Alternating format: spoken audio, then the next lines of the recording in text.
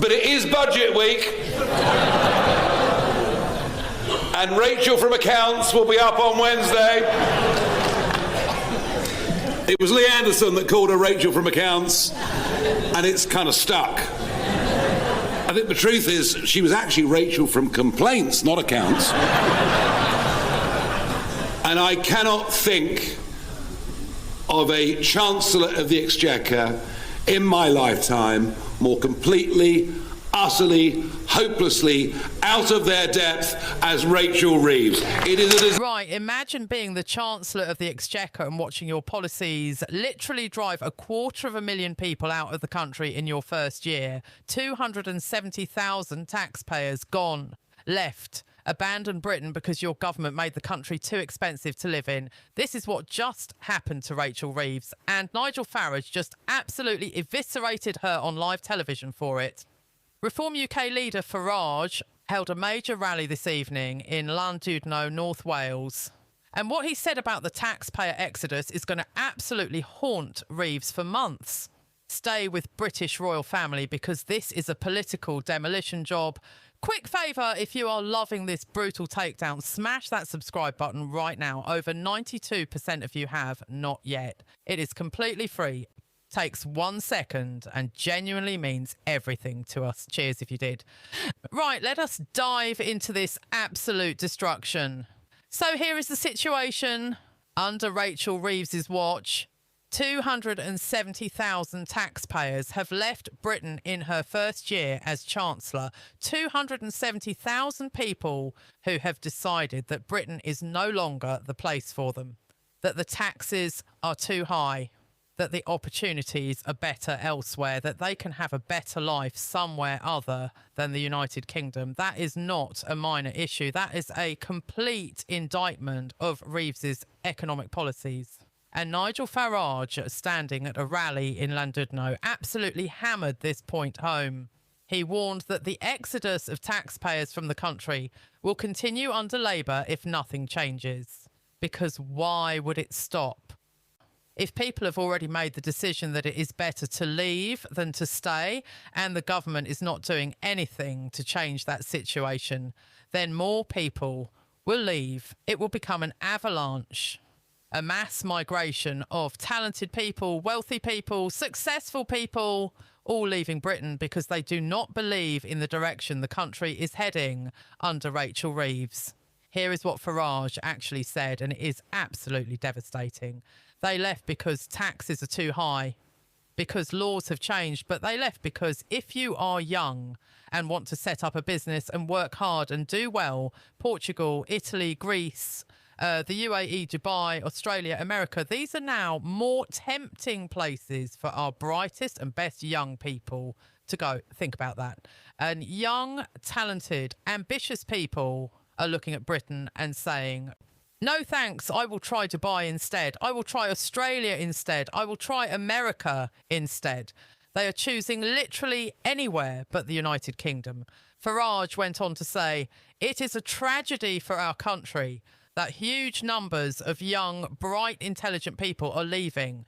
And he is absolutely right. It is a tragedy. These are not people leaving because they have to. These are people leaving because they want to, because they see better opportunities elsewhere, because they do not believe in Britain's future under this government, because they think their talents and their hard work will be rewarded more generously somewhere else. But here is the truly devastating part of Farage's argument. If our rich people leave, they are also our biggest taxpayers. And if our biggest taxpayers leave, that means that everybody else earning average incomes has to pay more.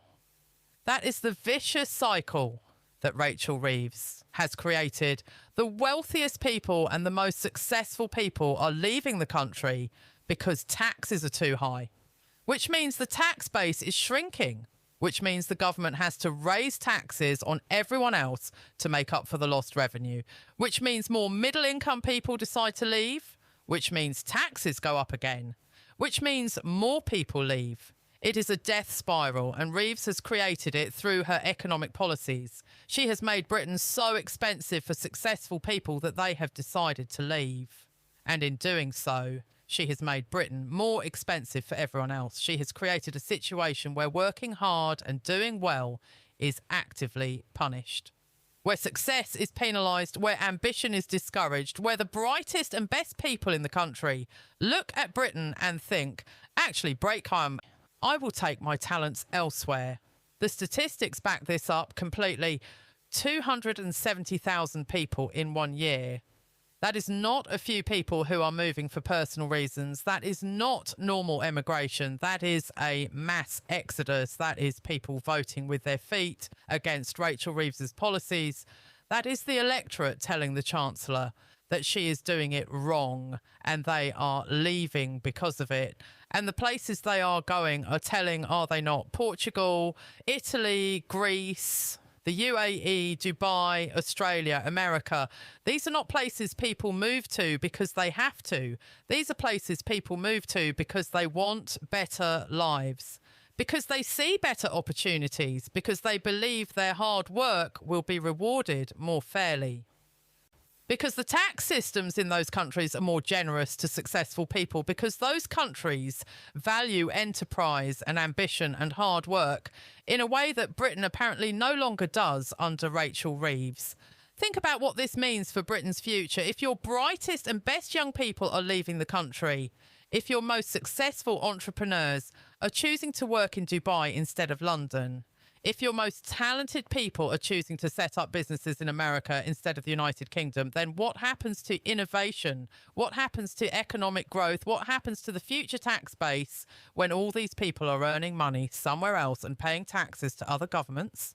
Reeves wanted to raise taxes to fix Britain's economic problems, but her tax rises have created a situation where the people who would pay the most taxes are choosing to leave the country instead. She has achieved the exact opposite of what she intended. She has made the fiscal situation worse, not better.